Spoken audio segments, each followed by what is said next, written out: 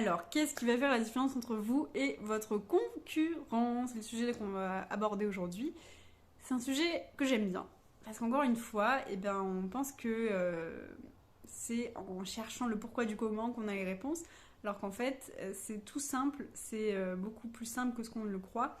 Ce qui fait la différence entre votre concurrent, c'est votre posture. Votre posture, parce que parfois, eh bien, à vouloir trop être professionnel, vous n'êtes plus assez charismatique. Et par charismatique, j'entends du coup une personne qui n'est pas forcément pleine d'entrain, qui n'a pas d'énergie, etc. Et donc du coup, comme on a toujours appliqué cette technique d'être professionnel finalement, enfin en fait ça, d'année en année, c'est venu mettre un petit peu un masque en fait sur qui on est. Et du coup, on a année après année gommé finalement un petit peu la personnalité qu'on était en tant que personne dans notre vie privée. Et on a mis un espèce de masque dans le milieu perso. Et en fait, le fait de vouloir répliquer ça dans l'entrepreneuriat,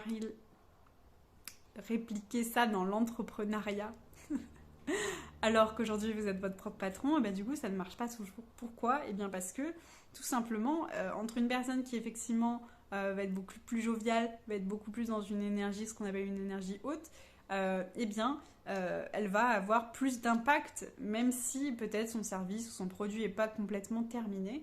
Mais comme du coup elle va avoir plus de charisme, elle va dégager quelque chose de positif finalement, et elle va attirer à elle plus d'opportunités que la personne qui du coup, par professionnalisme, continue d'appliquer ce masque et continue à être voilà, très sérieux.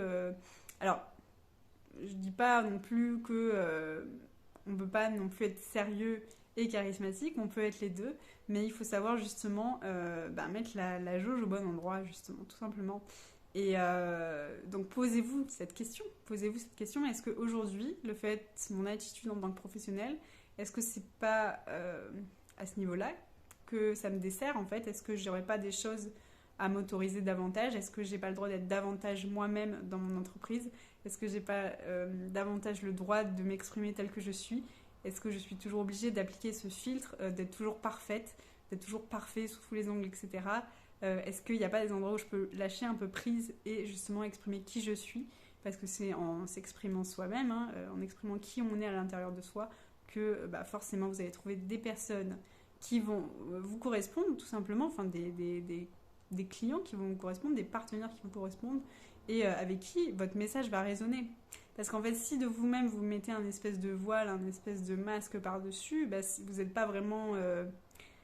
Enfin, c'est pas que vous n'êtes pas honnête ou pas intègre, vous le faites pas exprès, mais du coup, c'est ce qui se passe en réalité. Et du coup, c'est encore une fois pour ça, je vous dis souvent, en fait, ça brouille un petit peu. Je vous prenais l'exemple la dernière fois de quand vous rencontrez quelqu'un et vous dites il y a un truc qui coince. Là, ça va faire exactement la même chose. Ça va mettre une petite interférence dans votre message. Et donc, c'est pour ça que vous avez tout intérêt à essayer voilà, d'être vous-même en fait. On veut des gens, enfin, dites-vous ça, dites-vous que vous, en tant que personne, en tant qu'acheteur, en tant que client d'autres personnes, vous voulez des personnes intègres et honnêtes. Donc autant aussi faire ce travail sur soi-même. Je sais que parfois, c'est dur de s'en rendre compte, en fait. C'est dur aussi de se l'avouer, parce qu'on a l'impression d'être déjà intègre, déjà honnête, et que dans notre posture, on est déjà assez authentique. Mais voilà, peut-être que... pour certains, ce sera ça qui fera la différence en fait. Et donc autorisez-vous à être vous-même. Aujourd'hui, si vous avez fait ce choix d'être entrepreneur, donnez-vous ce droit jusqu'au bout d'être qui vous êtes et voilà, de pouvoir vous exprimer tel que vous êtes avec votre joie, avec ce que vous faites. Parce que normalement, vous avez choisi aussi un domaine ou un sujet qui vous passionne. Donc en fait, vous devez l'incarner, vous devez être en joie de pouvoir partager ce message. Et donc c'est en le partageant de cette façon que vous allez attirer le plus de monde possible. En tout cas, c'est comme ça que si vous vous présentez au monde droit dans vos basques et en incarnant votre message, il n'y a aucune raison qu'on ne vous remarque pas. Enfin voilà, là on parle du business, mais c'est une vérité pour plein d'autres domaines. Enfin, quelqu'un qui rentre dans un restaurant, qui a de la prestance, qui est bien habillé, qui a du charisme, etc., on va plus facilement se tourner vers lui que quelqu'un qui est pas sûr, qui sait pas, voilà. Enfin, vous voyez, je pense que vous voyez très bien de quoi je parle.